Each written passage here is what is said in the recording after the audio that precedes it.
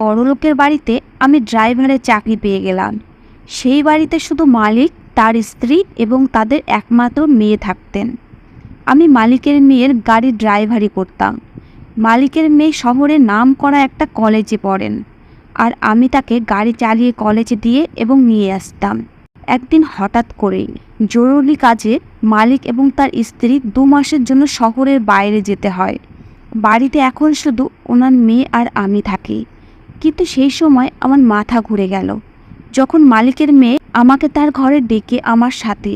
আমার নাম রিপন এবং আমি একটা গ্রামের বাসিন্দা।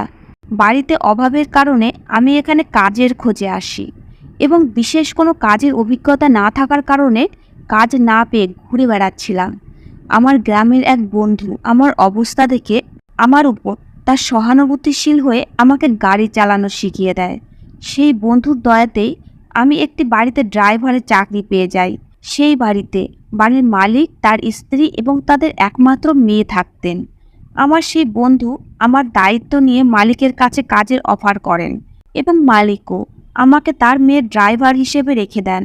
মালিকের মেয়ে একটা নামকরা কলেজে পড়াশুনো করেন এবং আমি তার গাড়ি চালাতাম। তাকে প্রতিদিন সকালে কলেজে ছেড়ে আবার বাড়ি ফিরিয়ে নিয়ে আসতাম। প্রায় তিনি সন্ধ্যায় তার বন্ধুদের সাথে দেখা করতে যেতেন। সেখানে নিয়ে যাওয়া এবং সেখান থেকে নিয়ে আসার কাজ আমারই ছিল। আমার জন্ম গ্রামে, সেখানেই বড় হওয়া, সেই আদর্শেই সকলকে আমি খুব শ্রদ্ধা করি। এমনকি মালিকের মেয়ের দিকেও কোনোদিনও চোখ তুলে তাকায়নি।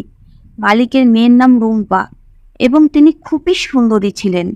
তবে আমি সবসময় তার সাথে মাথা নিচু করেই কথা বলতাম। আমি মালিক এবং তার স্ত্রীকেও খুবই সম্মান করতাম, কারণ ওনারা দুজনেই মানুষ হিসেবে খুব ভালো ছিলেন।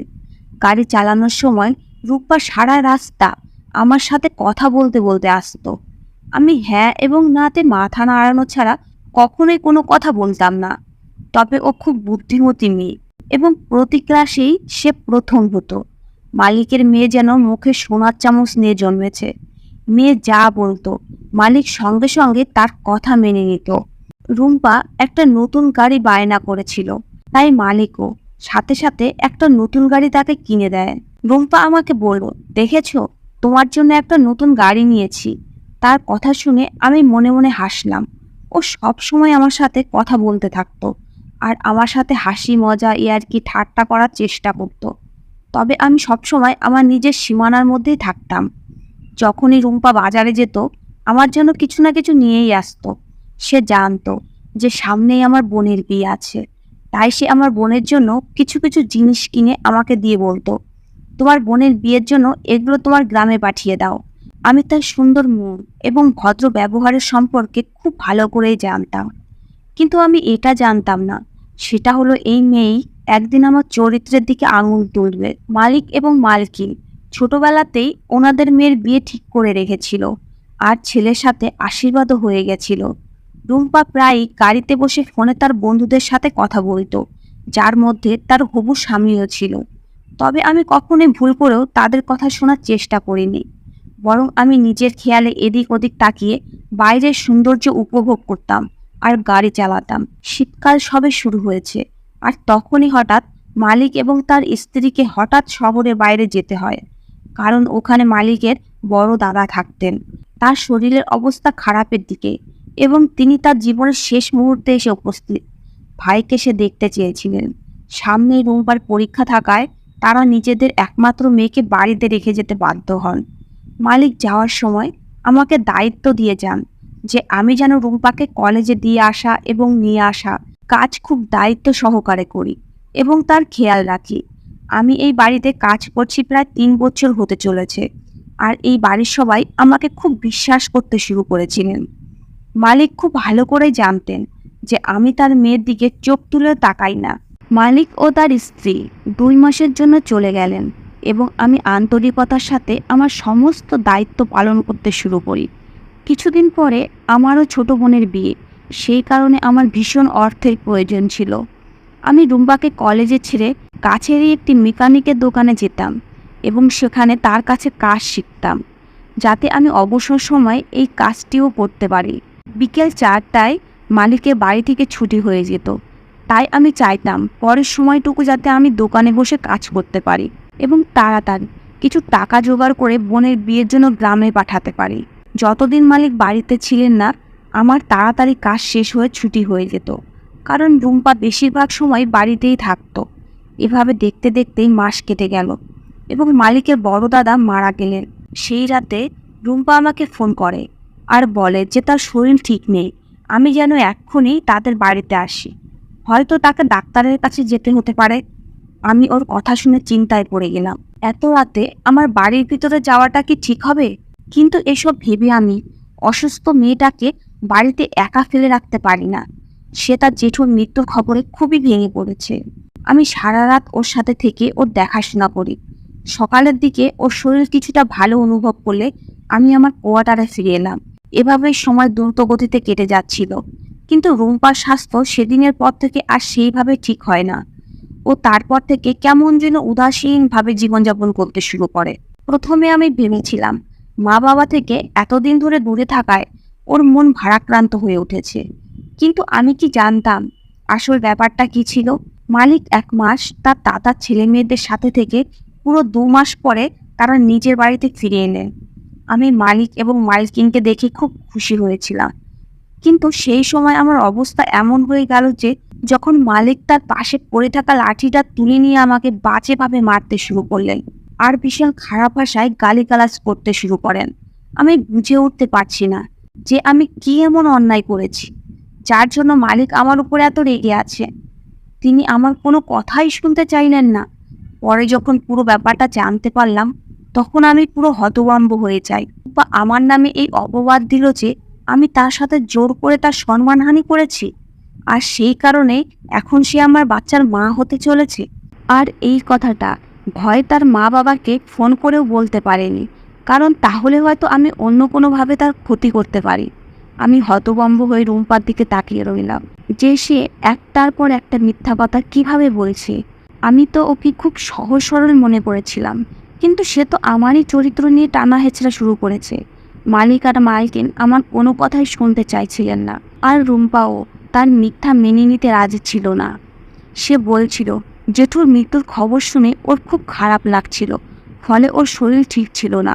ওর মনে হয়েছিল তার একজন ডক্টরের কাছে যাওয়া দরকার, তাই সে ফোন করে আমাকে তার ঘরে ডেকেছিল, আর আমি এসে তাকে হাসপাতালে নেওয়ার পরিবর্তে তার সাথে খারাপ কাজ করেছি।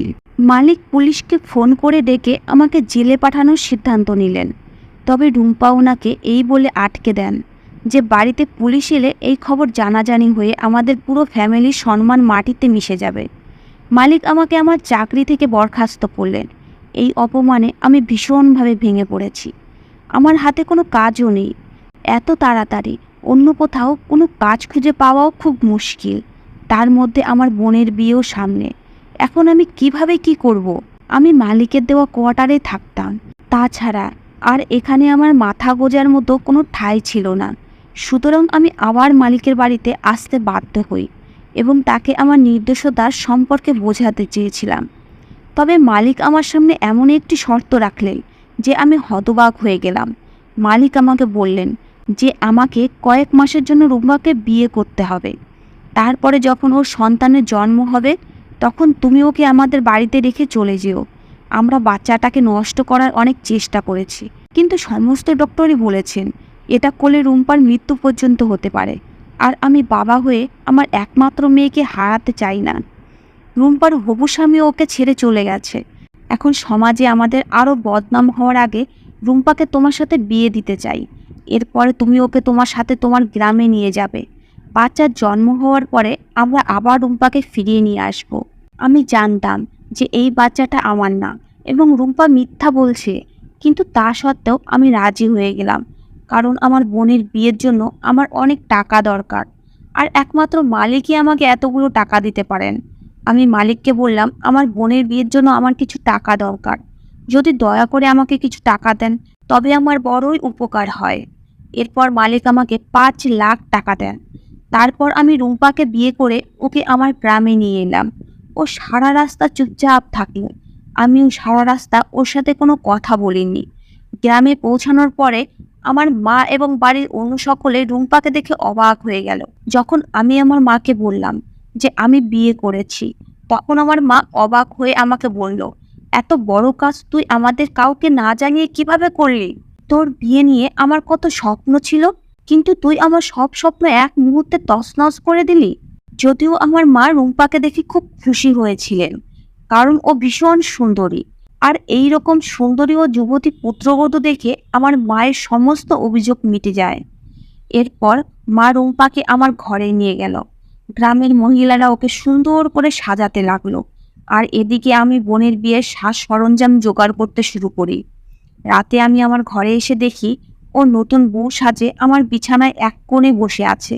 আমি তার দিকে চোখ তুলে তাকিয়ে দেখি, তাকে যেন স্বর্গের অপ্সরার মতো লাগছে। প্রথম দেখাতেই রূপাকে আমি আমার মন দিয়ে ফেলি, কিন্তু আমি কিভাবে ভুলবো যে ও কিভাবে আমার চরিত্রে কালি লাগিয়েছিল। আমি যখন বিছানা তার পাশে গিয়ে বসলাম, তখন সে ভয়ে কাঁপতে শুরু করলো। ও খুব ভালো করে জানে কিভাবে আমাদের এই বিয়েটা হয়েছে। আমি ওকে কিছু বলতাম তার আগেই ও কাঁদতে কাঁদতে আমার পায়ের কাছে বসে আমার পা জড়িয়ে ধরল।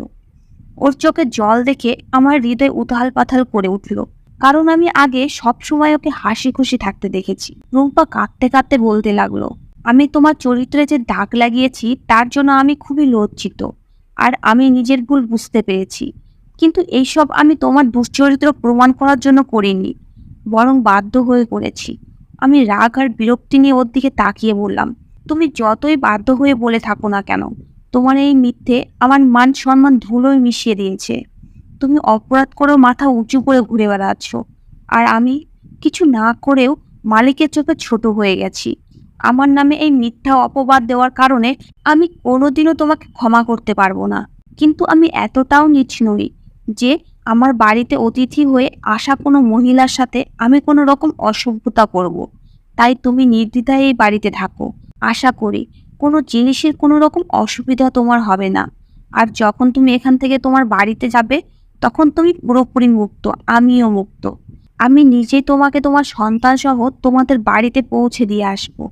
আমি রুম্পাকে আমার পায়ের কাছ থেকে উঠিয়ে বিছানায় বসিয়ে ঘর থেকে বাইরে বেরিয়ে যেতে লাগলাম। ঠিক তখনই ওর একটা কথাতে আমার পা সেখানেই থেমে গেল। ও বলতে লাগলো যে আমি এমন কোনো অপরাধ করিনি যার জন্য আমাকে এখানে এভাবে শাস্তি পেতে হবে। না আমি তোমাকে তোমার মালিকের চোখে ছোট করেছি, না তুমি তোমার মালিকের কাছে ছোট হয়েছ। বরং তোমার মালিক তোমাকে খুব ভালোবাসেন, আর উনি তোমার উপরে সবচেয়ে বেশি ভরসা করেন। তোমাকে এত বেশি ভরসা করেন বলে তোমার মালিক তার জীবনের সব থেকে অমূল্য সম্পদটি তোমাকে দিয়েছেন। আর উনি আমাকে বলেছেন যে আমি যেন বিয়ের পর তোমাকে সমস্ত সত্যিটা বলি। রুম্পার কথা শুনে আমি হতবাক হয়ে ওর মুখের দিকে তাকালাম। এই প্রথমবার ওর চোখের দিকে তাকিয়ে অনুভব করলাম যে এই মেয়েটি নিষ্পাপ। না জানি ও কোন পরিস্থিতির শিকার। রুম্পা বলতে শুরু করলো যে সত্যি সত্যি ও প্রেগনেন্ট না, বরং তোমার মালিক আমার জীবন বাঁচাতে আমাকে মিথ্যা কথা বলতে বলেছিলেন। রুম্পা আমার কাছে এগিয়ে এসে আমার হাত ধরে আমাকে বিছানায় নিয়ে বসালো, আর ও নিজেও আমার পাশে বসলো। ও খুব শান্তভাবে ওর সব রহস্য খুলতে লাগলো, আর আমি একদম চুপ হয়ে ওর কথা শুনতে লাগলাম। ও বলছিল যে ওর বাবা তার এক বন্ধু ছেলে রাজেশের সাথে খুব ছোটবেলায় ওর বিয়ে ঠিক করে রেখেছিল। যেহেতু রুম্পার বাবার বন্ধু ও তার স্ত্রী খুবই ভালো মানুষ, তাই রুম্পার বাবাও এই সম্বন্ধে আপত্তি করেনি। এরপর রুম্পা রাজেশে আশীর্বাদ হয়ে যায়। সময় গড়াতে থাকে। কিছুদিন আগে রুম্পার বাবা তার ভুল বুঝতে পারেন, কারণ রাজেশ তার বাবা মায়ের একমাত্র সন্তান। আদরে আদরে অতিরিক্ত বখাটে হয়ে গিয়েছিল।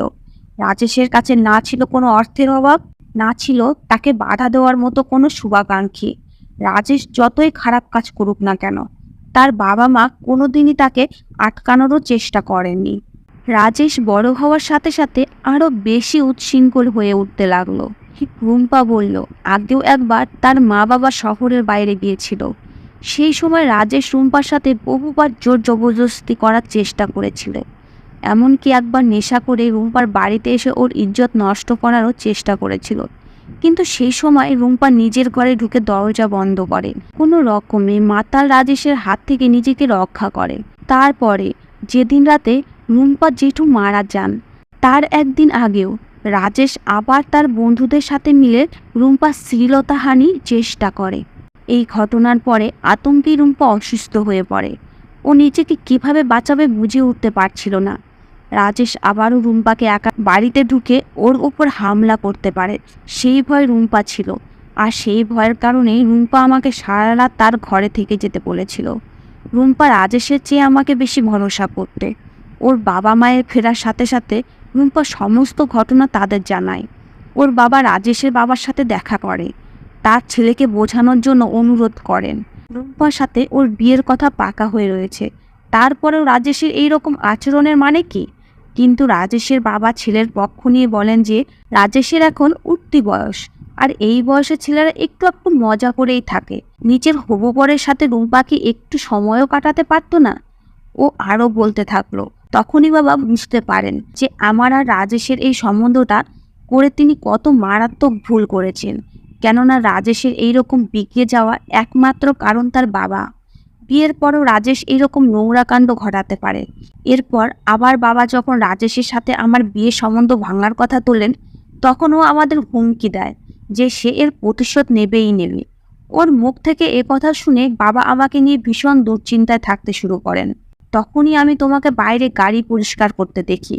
আমি বাবাকে এই কথাটাও জানালাম যে যেদিন জেঠু মারা যায় সেদিন রাতে আমি একা ছিলাম, আর তুমি সারা রাত পাহারা দিয়ে আমাকে রক্ষা করেছো। কথা শুনে বাবা বুঝতে পেরেছিলেন যে তুমি একজন সচ্চরিত্রবান মানুষ। তাই বাবা এবং মা একসাথে বসে সিদ্ধান্ত নিলেন যে তোমার সাথেই আমার বিয়ে দিয়ে রাজেশের হাত থেকে আমাকে বাঁচাবে। কিন্তু রাজেশ আমাদের বিয়ে এত সহজে হতে দেবে না। তাই আমার বাবা রাজেশের বাবাকে জানান যে তুমি বাড়ি ফাঁকা পেয়ে জোর করে আমার সঙ্গে। আর এর ফলে আমি প্রেগনেন্ট হয়ে যাই। এই কথা শুনে রাজেশের বাবা নিজে এই সম্বন্ধ ভেঙে দেন আর বলেন যে আমার মতো কলঙ্কিত মেয়েকে কোনোদিনই ওদের মতো সম্ভ্রান্ত পরিবারে বউ হিসেবে মেনে নেবেন না, যে বিয়ের আগে প্রেগনেন্ট হয়ে যায়। প্রথম দিনেই বাবা তোমাকে সত্যিটা বলে দিতে চেয়েছিল, কিন্তু তুমি যদি এই বিয়ে করতে রাজি না হও সেই ভয় ছিলেন। সেই কারণেই বাবা সব জেনে শুনে ইচ্ছা করে তোমার ওপর মিথ্যা অভিযোগ নিয়ে তোমাকে মারতে শুরু করে। তোমার টাকার খুব দরকার জেনেও বাবা তোমাকে চাকরি থেকে বের করে দেয়, কারণ বাবা জানতো তুমি নিরুপায় হয়ে আবার ফিরে আসবে। আর সেই সুযোগে বাবা শর্ত হিসেবে বিয়ের প্রস্তাব দেবে। বাবার এই প্ল্যান কাজেও লেগে গেল। সারা শহর ঘুরেও যখন তুমি কোনো কাজের ব্যবস্থা করতে পারলে না, তখন তুমি নিজে বাধ্য হয়ে বাবার কাছে ফিরে আসলে। আর বাবাও সেই সুযোগে বিয়ের প্রস্তাব দিয়ে সব সমস্যার সমাধান করে ফেলল। তোমার সাথে আমাকে তোমার গ্রামের বাড়িতে পাঠিয়ে দিলেন, যাতে রাজেশ আমার আর কোনো ক্ষতিও করতে না পারে। বাবা জানে যে তুমি একজন অন্তত ভালো মনের মানুষ। সব সত্যিটা জানার পরে তুমি আমাকে ফেলে না দিয়ে আপন করে নেবে। প্রথম দিন থেকে বাবা জানতো যে তুমি একদমই লোভী নও, একজন ভদ্র সভ্য মানুষ। তুমি চাইলে আমাকে ডক্টরের কাছে নিয়ে চেক আপও করিয়ে দেখতে পারো আমি প্রেগনেন্ট কিনা। এমনকি আমি আজ পর্যন্ত কোনো পুরুষকে আমাকে ছুতেও দেইনি। অন্তত নিরুপায় হয়ে বাবা আমাকে তোমার হাতে তুলে দিয়েছেন। আর আমিও আমার সমস্ত হৃদয় দিয়ে তোমাকে স্বামী হিসেবে গ্রহণ করে নিয়েছি, কারণ আমিও নিজের চোখে দেখেছি তুমি কতটা ভালো আর সভ্য মানুষ। যদি পারো তো আমাকে আর আমার বাবাকে বাধ্য হয়ে এই মিথ্যাটা বলার জন্য ক্ষমা করে দিও। রূপার দুগাল বেয়ে চোখের জল ঝরতে লাগলো। তার অশ্রুসিক্ত চোখে তার আর তার বাবা মায়ের অসহায়ত্ব ফুটে উঠেছিল। আমি রুম্পাকে ক্ষমা করে দিয়ে নিজের বুকে টেনে নিলাম। আমি ভাগ্যবান যে ওর মতো মিষ্টি একটা মেয়েকে ভগবান আমার জীবনে বউ করে পাঠিয়েছেন। আমার বোনের বিয়ের জোগাড় যন্ত্রের পাশাপাশি মা আমার বিয়ের রীতিও পালন করলেন। বাড়ির সবার সাথে আমার স্ত্রীও মিলেমিশে একাকার হয়ে গেছে, যেটা দেখে আমার খুব আনন্দ হচ্ছিল। রুম্পা তার বাবাকে ফোনে জানিয়ে দেয় যে এখানে আমাদের বিয়ের সমস্ত রীতিনীতি পালন করা হচ্ছে।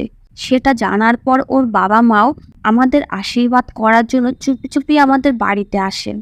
আমার মালিক অর্থাৎ রুম্পার বাবা এসে হাত জোর করে আমার কাছে ক্ষমা চেয়েছিলেন, কিন্তু আমি তো আগেই ওনাকে ক্ষমা করে দিয়েছি। আমি নিজেই একটা বোনের দাদা, তাই আমি খুব ভালো করে বুঝি যে কোনো বাবা অথবা দাদা নিজের মেয়ে অথবা বোনকে এমন কারো হাতে তুলে দেবে না যে দুশ্চরিত্র এবং লম্পট। এখন এটা আমি খুব ভালো করে বুঝতে পেরেছি যে ছোটবেলায় কখনই কারো বিয়ে সম্বন্ধ ঠিক করে রাখা উচিত না, কেননা বড় হয়ে কে কি পথ বেছে নেবে তা আগে থেকে কেউই বলতে পারে না। এটাও হতে পারে যে সে বড় হয়ে অন্য কাউকে মনে প্রাণে ভালোবাসলো, সেটা আমরা কখনোই আগে থেকে অনুমান করতে পারবো না। আমাদের বাড়ির কোনো মেয়ে বা বোন এতটাও সস্তা না যে কোনো দুশ্চরিত্র লম্পটের হাতে তাদের তুলে দিতে হবে। ধন্যবাদ বন্ধুরা।